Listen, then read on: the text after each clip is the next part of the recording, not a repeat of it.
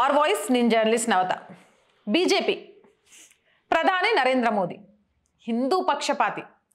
వీళ్ళకు అన్ని మతాలను సమానంగా చూడటం రాదు, అందరినీ ఒకేలా చూడటం రాదు. పక్కా హిందూ పార్టీ. వీళ్ళు గనక గెలిచిండ్రనుకో మైనారిటీగా ఉన్న ముస్లింలకు పెద్ద కష్టం. ఎంత పెద్ద కష్టం తెలుసా? వాళ్ళని దేశం నుంచి తరిమేస్తారు. ముస్లింల మీద నరేంద్ర మోదీ ప్రభుత్వం బీజేపీ ఎప్పుడు విషం జిమ్ముతూ ఉంటుంది. కాబట్టి బీజేపీ ముస్లింలకు దగ్గర కాదు. ముస్లిమ్స్ కానీ హిందూయేతరులు ఎవ్వరున్నా కూడా నరేంద్ర మోదీకి బీజేపీకి ఓటేయొద్దు. ఇలా సోషల్ మీడియాలో చాలామంది నాయకులు మైకులు పగిలిపోయేలాగా చెవులకు చిల్లులు పడేలాగా ముచ్చట్లు చెప్తుంటారు. కానీ అది అబద్ధం. నరేంద్ర మోదీని అన్ని మతాల భారత పౌరులైన వాళ్ళందరూ కూడా అభిమానిస్తారు, ప్రేమిస్తారు. ఎందుకంటే ఆయన తీసుకునే నిర్ణయాలు అలాంటివి అని చెప్పి అయోధ్య రామలల్లా విగ్రహ ప్రతిష్ఠ తర్వాత అక్కడికి పెద్ద ఎవరైతే ముస్లిం సంబంధించిన పెద్ద ఉంటారో ఆయన వెళ్ళడము, చాలామంది వందల మంది ముస్లిమ్స్ శ్రీరాముడి జపం చేసుకుంటూ నామస్మరణ చేసుకుంటూ అక్కడికి వెళ్ళడం చూసాం. అయితే ఇప్పుడు ఏకంగా పిఎం మోదీ కోసం మైనారిటీలంతా ప్రత్యేక ప్రార్థనలు చేయడం మొదలుపెట్టారట. ఎంత గొప్ప విషయం కదా. నిజంగా కూడా భారతీయులలో ఈ భావన ఉంది. ఎవరైతే అక్రమంగా భారతదేశంలో చొరబడ్డారో వాళ్ళే చిచ్చు పెట్టాలని చూస్తున్నారు. కానీ భారతదేశంలో నిజంగా నివసించే వాళ్ళకు వర్ణాల తేడా అనేది అస్సలు లేదు. పక్క దేశం నుంచి వచ్చి ఈ దేశాన్ని ఆక్రమించుకొని ఈ దేశంలో పెత్తందారితనం చేస్తూ ఈ దేశ సంపదను ఈ దేశ మహిళలను కొల్లగొట్టాలి అనుకునే చెత్త వాళ్లకు తప్ప భారతదేశ పౌరుడైన ఎవ్వరికైనా భారతదేశాన్ని అగ్రస్థానంలో నిలబెట్టడానికి ప్రయత్నం చేస్తున్న ఏ నాయకుడికైనా నీరాజనం పలుకుతారు.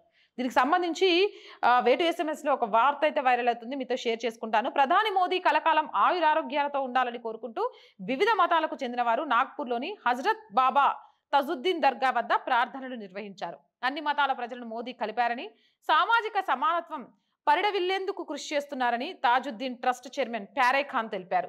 140 కోట్ల మంది భారతీయులు తమ వైరుధ్యాన్ని పక్కన పెట్టి ప్రధాని నాయకత్వానికి మద్దతుగా ఉన్నారని ఆయన పేర్కొన్నారు. ఇక సెక్యులర్ విధానాన్ని లౌకిక విధానాన్ని అని చెప్పుకుంటూ ఒక వర్గానికి కొమ్ము కాసే వాళ్ళకి ఈ తజుద్దీన్ ట్రస్ట్ చైర్మన్ ప్యారే ఖాన్ మాట్లాడిన మాటలు చెంప మీద నుంచి లాగి కొట్టినట్టయితే, మీరు చెప్పే లౌకికవాదం, మీరు చెప్పే సెక్యులరిజం అంటే అన్నిటికీ అందరికీ సమన్యాయం చేయడం కోసం ఎలాంటి ప్రక్షాళన జరగాలి అని ఆలోచించడమే. ఆ దిశగా మోదీ ప్రభుత్వం మోదీ ఆలోచిస్తున్నారు.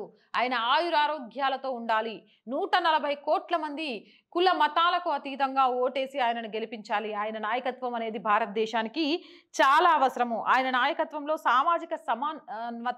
సామాజిక సమానత్వం పరిడవిల్లింది. కాబట్టి అలాంటి నాయకుడు ఎప్పుడు బాగుండాలని మేము కోరుకుంటామని ఇంతమంది ప్రార్థనలు చేశారంటే మతాలకు అతీతంగా ఇక్కడ చాలామంది మైనారిటీలు చేశారు అని అంటే, ఈరోజు మైనారిటీల పక్షాన బీజేపీ లేదు. మైనారిటీల అంతా కూడా ద్వేషం పెంచుకున్నారు మోదీ మీద, బీజేపీ మీద. లేకపోతే బీజేపీయో మోదో హిందూ ధర్మానికి మాత్రమే ప్రతీకలు అని మాట్లాడి ఇంకా ఓటు బ్యాంకు రాజకీయాలు చేయాలనుకునే వాళ్ళకు ఇలాంటివి చూసినప్పుడు ముద్ద గొంతుకు అడ్డుపడి గుట్టుకున మింగడం కూడా రాకుండా అవుతుందట. జర భద్రం. ఇలాంటి వార్తలు చదివే ముందు వినే ముందు వాటర్ బాటిల్ బీపీ గోళీ పక్కన పెట్టుకోండి, లేకపోతే మీరేమైపోతారో. చిన్న భయంతో చిన్న సలహా ఇస్తున్నా, పాటిస్తే పాటించండి, లేకుంటే లేదు, అది మీ ఇష్టం. ఏదేమైనా కానీ నాయకుడు అంటే ప్రజా సంక్షేమాన్ని కోరుకోవాలి, ధర్మబద్ధంగా నడుచుకోవాలి, రామరాజ్యం రావాలి, కులాలకు మతాలకు అతీతంగా దేశం రాజ్యం బాగుండాలి అంటే ఎలాంటి నిర్ణయాలు తీసుకోవాలి అనేది ఆలోచించాలి. కొన్ని కఠిన నిర్ణయాలు మనసుకు బాధ కలిగించినా కూడా వాటి వల్ల జరిగే మేలు గొప్పదైనప్పుడు వాటికి శిరసా వహించాలి. అలాంటి గొప్ప నాయకుల్లో ఒకరు మోదీ అని ప్రపంచ దేశాలే ఈరోజు ద లీడర్ అని కొనియాడుతుంటే, ఇక్కడ అన్ని రకాల అన్ని వర్ణాల అన్ని మతాల మత పెద్దలతో పాటు అలాగే ప్రజలు కూడా విశ్వసిస్తూ ఆయన ఆయురారోగ్యాలతో ఉండాలి అని కోరుకుంటున్నారు. మరి మీరేమనుకుంటున్నారు? మోదీ పాలనపై మీ అభిప్రాయం ఏంటి అనేది కింద కామెంట్ సెక్షన్లో తెలియజేయండి. ఇలాంటి మోర్ వీడియోస్ కోసం మన ఛానల్ వెంటనే సబ్స్క్రైబ్ చేయండి. వీడియో నచ్చినట్లయితే లైక్ చేయండి, షేర్ చేయండి.